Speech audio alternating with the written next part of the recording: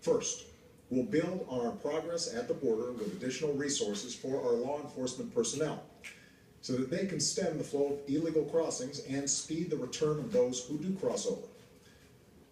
Second, I'll make it easier and faster for high-skilled immigrants, graduates, and entrepreneurs to stay and contribute to our economy, as so many business leaders have proposed. Third, we'll take steps to deal responsibly with the millions of undocumented immigrants who already live in our country. I want to say more about this third issue because it generates the most passion and controversy. Even as we are a nation of immigrants, we're also a nation of laws. Undocumented workers broke our immigration laws, and I believe that they must be held accountable, especially those who may be dangerous. That's why over the past 6 years, deportations of criminals are up 80%. And that's why we're going to keep focusing enforcement resources on actual threats to our security. Felons, not families. Criminals, not children. Gang members, not a mom who's working hard to provide for her kids. We'll prioritize, just like law enforcement does every day. But even as we focus on deporting criminals, the fact is millions of immigrants in every state, of every race and nationality, still live here illegally. And let's be honest, tracking down, rounding up, and deporting millions of people isn't realistic. Anyone who suggests otherwise isn't being straight with you. It's also not who we are as Americans. After all, most of these immigrants have been here a long time. They work hard, often in tough, low-paying jobs. They support their families. They worship at our churches. Many of their kids are American-born or spent most of their lives here. And their hopes, dreams, and patriotism are just like ours. As my predecessor, President Bush, once put it, they are a part of American life. Now, here's the thing.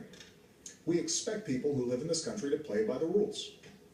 We expect that those who cut the line will not be unfairly rewarded. So we're going to offer the following deal. If you've been in America for more than 5 years, if you have children who are American citizens or legal residents, if you register, pass a criminal background check, and you're willing to pay your fair share of taxes, you'll be able to apply to stay in this country temporarily without fear of deportation. You can come out of the shadows and get right with the law. That's what this deal is. Now let's be clear about what it is. This deal does not apply to anyone who has come to this country recently. It does not apply to anyone who might come to America illegally in the future. It does not grant citizenship or the right to stay here permanently or offer the same benefits that citizens receive. Only Congress can do that. All we're saying is we're not going to deport you. I know some of the critics of this action call it amnesty. Well, it's not. Amnesty is the immigration system we have today. Millions of people who live here without paying their taxes or playing by the rules, while politicians use the issue to scare people and whip up votes at election time. That's the real amnesty, leaving this broken system the way it is. Mass amnesty would be unfair. Mass deportation would be both impossible and contrary to our character. What I'm describing is accountability, a common sense middle ground approach. If you meet the criteria, you can come out of the shadows and get right with the law. If you're a criminal, you'll be deported. If you plan to enter the U.S. illegally, your chances of getting caught and sent back just went up. The actions I'm taking are not only lawful, they're the kinds of actions taken by every single Republican president and every single Democratic president for the past half-century. And to those members of Congress who question my authority to make our immigration system work better, or question the wisdom of me acting where Congress has failed, I have one answer. Pass a bill. I want to work with both parties to pass a more permanent legislative solution. And the day I sign that bill into law, the actions I take will no longer be necessary. Meanwhile, don't let a disagreement over a single issue be a deal breaker on every issue. That's not how our democracy works. And Congress certainly shouldn't shut down our government again just because we disagree on this. Americans are tired of gridlock.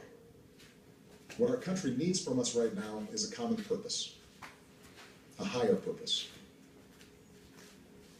Most Americans support the types of reforms I've talked about tonight, but I understand the disagreements held by many of you at home.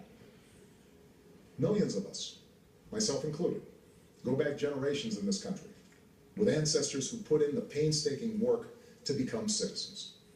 So we don't like the notion that anyone might get a free pass to American citizenship. I know some worry immigration will change the very fabric of who we are, or take our jobs, or stick it to middle-class families at a time when they already feel like they've gotten the raw deal for over a decade. I hear those concerns. But that's not what these steps would do. Our history and the facts show that immigrants are a net plus for our economy and our society. And I believe it's important that all of us have this debate without impugning each other's character. Because for all the back and forth of Washington, we have to remember that this debate is about something bigger. It's about who we are as a country and who we want to be for future generations.